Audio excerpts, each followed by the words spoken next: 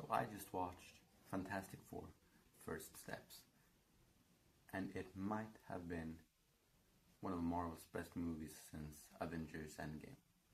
I mean, it's easily the best of this year. I'm not gonna say by far because Thunderbolts was really good, but this was a step up. The visual, where did it start? Probably the visual effects were the best they had been for a very long time when it comes to Marvel movies, and at sometimes towards the end of the third act, there were some wonky moments, but overall they were really good. And the overall aesthetic of the movie was super impressive. It felt really nice to have a movie from Marvel that was very much its own thing. It had a very unique style, and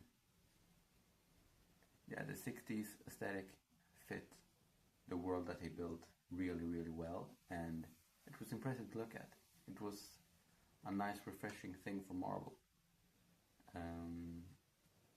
What more is there to say? The characters were depicted the most accurately they've ever been, in my opinion at least, if we compare to the Fantastic Four movies from the early 2000s and Fan4stick, which was something special. They did read really well. I actually liked Pedro Pascal, which I did not believe I would, because he's in everything right now, but he was very enjoyable. I liked Chris Evans' version of Johnny Storm from the early 2000 films, but it was nice to see another layer to his character. That it wasn't just this overly cocky womanizer, that he actually had more layers, that he wanted to prove himself. He wanted to show everyone that he's more than just a good-looking guy.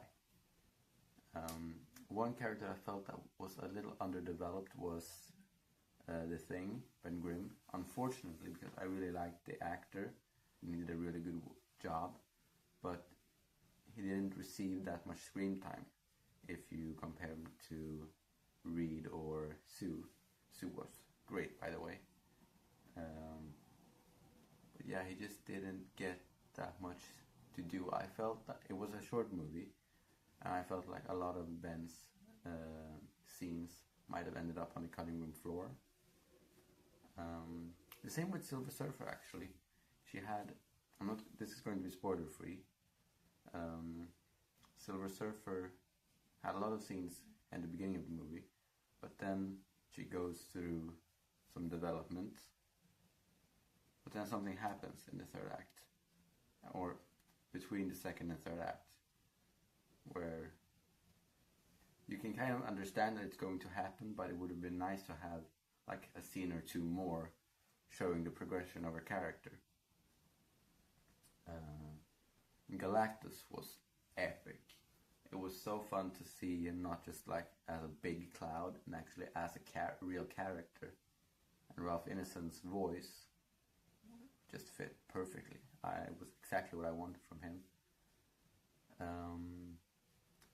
Yeah, I mean, my only real complaints are that the short runtime led to some character and story beats feeling underdeveloped.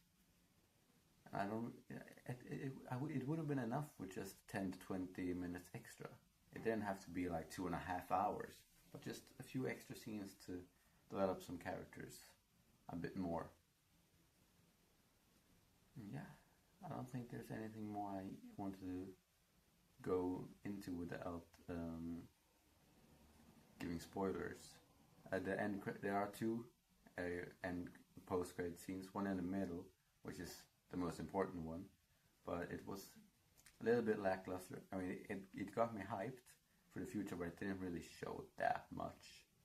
I was expecting more. I mean, I enjoyed Thunderbolt's post-credit scene way more. And then the one at the end was just a little fun. It was nothing special.